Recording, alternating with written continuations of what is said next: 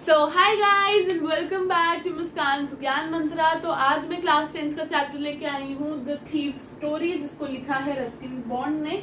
और हाँ, एक बात ध्यान रखिएगा, मोस्टली रस्किन बॉन्ड की जितनी स्टोरीज होती हैं उसके अंदर वो अपनी पर्सनल लाइफ एक्सपीरियंसेस को शेयर करते हैं, लेकिन इस स्टोरी में कोई पर्सनल लाइफ एक्सपीरियंस नहीं है। उन्होंने नॉर्मल एक स्टोरी लिखी है, इसलिए इस स्टोरी के नरेटर रस्किन बॉन्ड खुद नहीं है। तो कभी भी ये मत लिख के आना कि भाई नरेटर रस्किन बॉन्ड है।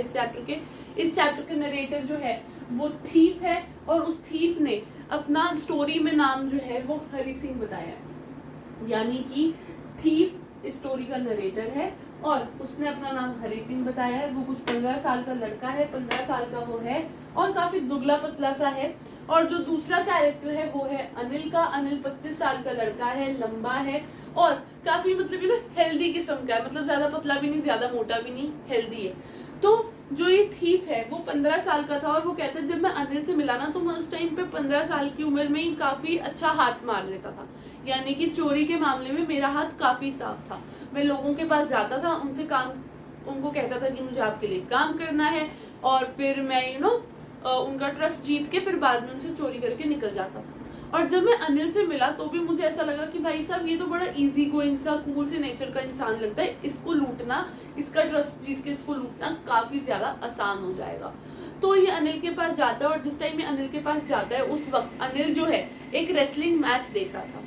ये जो चोर है हमारा, वो क्या करता है, वो अनिल को इम्प्रेस करने के लिए कह देता है कि तुम खुद भी एक रेसलर जैसे दिखते हो, और अनिल उसको सामने से यही जवाब दे देता है कि हाँ तुम भी ऐसे ही दिखते हो रेसलर जैसे। तो ये सुन के ना ये थीफ को बड़ा अटपटा सा लगता है, क्योंकि वो तो बड़ा दुबला पतला होता है उस टाइम पे। तो वो भी ना ऐसी मतलब चलो बात बिगाड़नी नहीं है, तो इसलिए वो कह देता है कि हाँ मैं कभी कभी रेसलिंग कर लेता हूँ। और फिर थोड़ी देर बाद जब ये रेसलिंग वगैरह चल रही होती है तो अनिल जो है ना वो उस थीफ को उन रेसलर्स के बारे में बता रहा होता है जो एक दूसरे को उठा के पटक रहे होते हैं एंड ऑल। फिर थोड़ी देर बाद जब अनिल जाने लगता है तो थीफ उसके पीछे पीछे चला जाता है। तो अनिल कहता है कि अच्छा मैं तुमसे फिर मिला, तुम्हें कुछ काम है क्या मुझसे? तो जो थीफ है वो कहता है कि मैं तुम्हारे लिए काम करना चाहता हूँ। अब अनिल कहता है कि मैं तो तुम्हें पैसे नहीं दे सकता। तो एक बार तो थीफ जो है वो सोच में पड़ जाता है कि मतलब मैंने गलत बंदे को फंसाने का सोच लिया, ये तो मुझे पे भी नहीं कर सकता। पर वो कहता है कि चलो लेट इट बी, ट्राई करते हैं। तो वो कहता है कि क्या तुम मुझे खाना खिला सकते हो? तो वो कहता है, अनिल कहता है कि तुम खाना बना सकते हो? तो थीफ भी झूठ के लिए कह देता है कि हाँ मैं खाना बना लेता हूँ। तो अनिल कहता है कि ठीक है। अच्छा, अब यहाँ पे ना ये पूछता है अनिल उससे कि तुम्हारा नाम क्या है? तो वो कहता है मेरा नाम हरी सिंह है। असलियत में थीफ का नाम हरी सिंह नहीं होता है, वो सिर्फ अपना नाम हर महीने बदलता रहता है। क्यों? क्योंकि अगर उसका नाम सेम रहेगा तो जो उसके फॉर्मर एम्प्लॉयर्स है, यानी कि जिनको वो पहले लूट के भागा है, वो उसको पकड़ लेंगे या पुलिस उसको पकड़ लेगी, इसलिए वो हर महीने अपना नाम चेंज करता रहता था। तो अभी भी उसने अपना नाम चेंज करके बताया था कि मेरा नाम हरी सिंह है। ठीक है। अब अनिल जो है वो कहता है कि ठीक है, अगर तुम खाना बना सकते हो तो मेरे साथ चलो, मैं तुम्हें रहने की भी जगह दूंगा, मेरे लिए तुम काम कर लेना। अब अनिल जो है वो उसको जमुना स्ट्रीट शॉप के लिए ले जाता है। जमुना स्ट्रीट शॉप के ऊपर उसका एक रूम होता है, वहां पे वो रहता है। ठीक है। तो वहां पे वो उसको ले जाता है और थीफ बताता है कि उस दिन जाके मैंने जो खाना बनाया वो खाना इतना बेकार था कि अनिल ने उसको सड़क के कुत्तों को खिला दिया। और अनिल ने उसको कहा कि तुम्हें खाना भी नहीं बनाना आता, तुम यहाँ पे क्या ही काम करोगे, तुम यहाँ से जाओ। ठीक है। लेकिन जो थीफ है वो हिलता नहीं है और वहीं उसको देख के मुस्कुराता रहता है।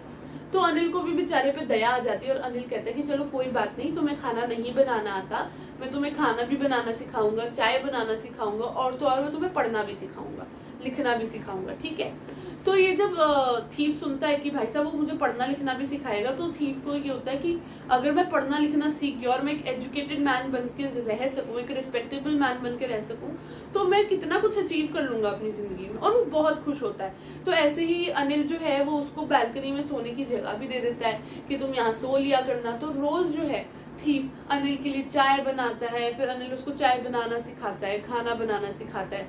और जो ये थीफ है वो अनिल के लिए बाजार से सामान वगैरह लेके आता है, और वो कहता है कि जो छुट्टे बच जाते थे ना वो छुट्टे मैं अपने पास रख लेता था।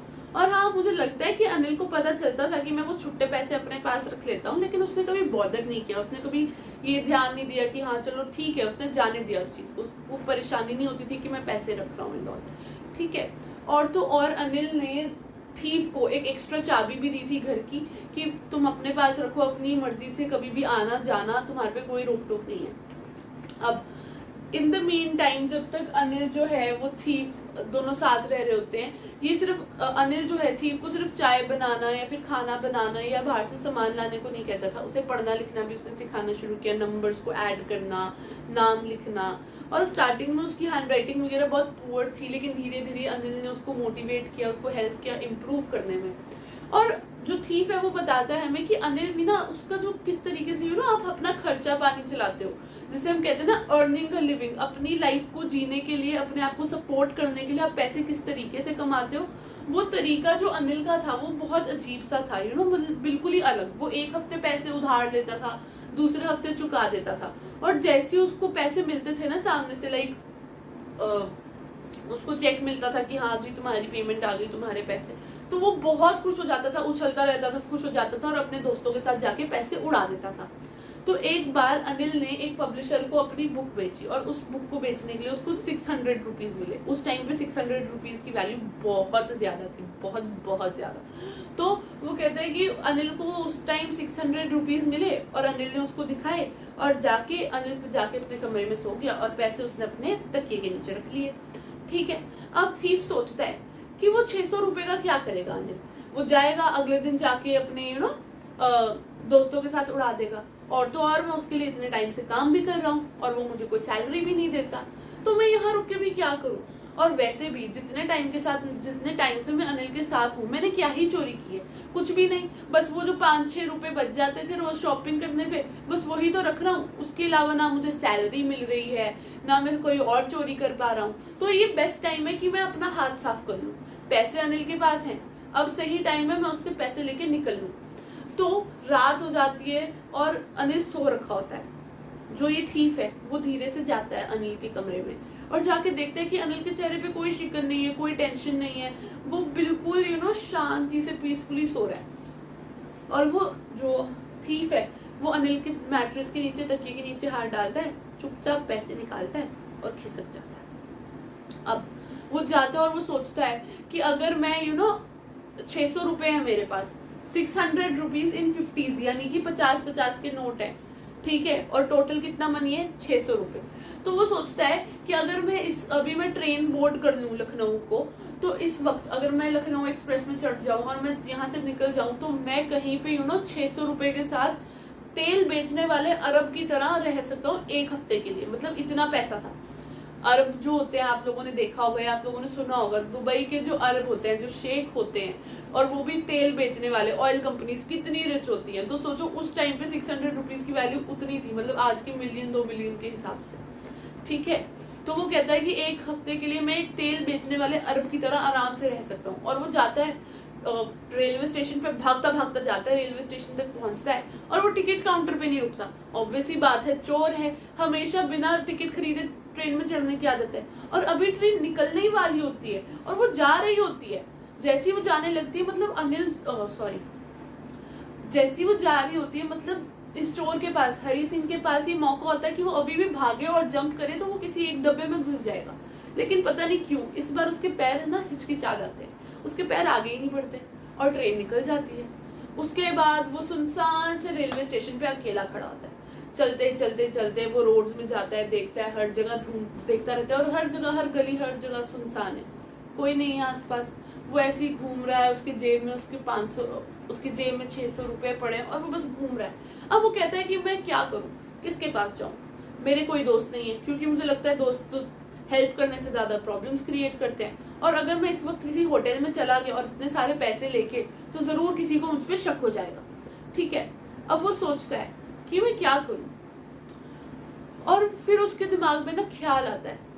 वो सोचता है कि आज तक मैंने इतने लोगों के साथ चोरी की, मतलब कितने लोगों की चोरियां करी है मैंने, कितनों का पैसा चुराया, कितनों के गहने चुराए, कितना कुछ चुराया मैंने आज तक। और मैंने इतनी सारी चोरियां करने पे एक चीज नोटिस की, जो अमीर इंसान होता है उसे चोरी होने पे गुस्सा आता है। जो ग्रीडी होता है, यानी कि जिसको लालच रहता है, उसको डर भी रहता है, क्योंकि शायद उसने भी कहीं डिसाइडफुली या फिर धोखे से पैसा लिया होगा या कुछ भी। तो जो भी लालची इंसान रहता है उसे डर रहता है कि उसका पैसा चोरी हो जाएगा, उसका पैसा चोरी हो गया, वो डर रहा सहमा रहता है।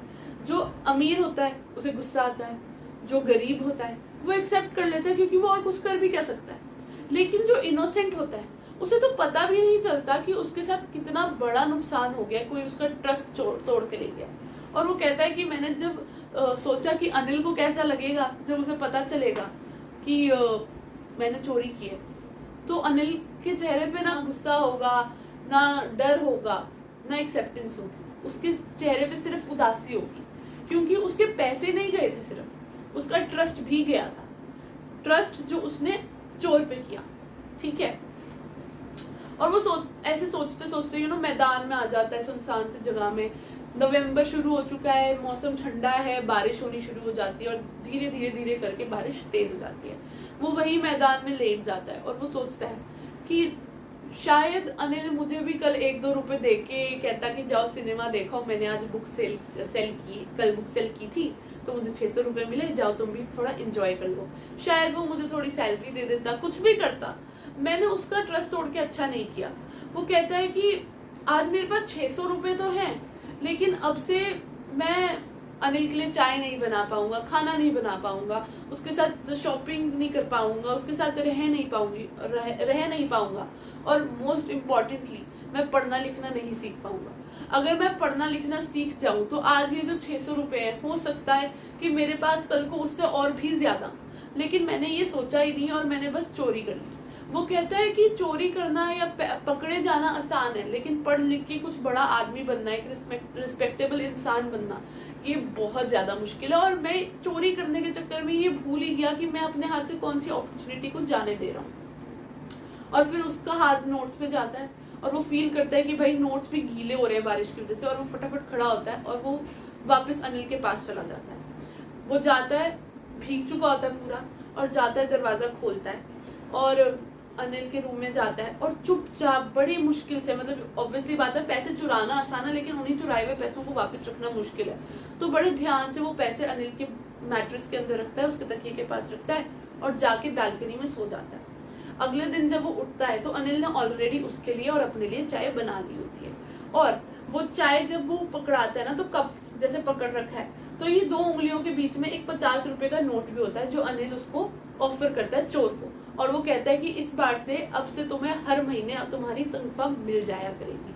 अनिल वो नोट लेता है, खुश होता है, लेकिन जब वो नोट पकड़ता है तो उसे फील होता है कि वो नोट जो है वो अभी भी बारिश की वजह से थोड़े गीले हैं, जैसे क्योंकि कल रात को भीग गए थे तो अभी भी वो गीले हैं।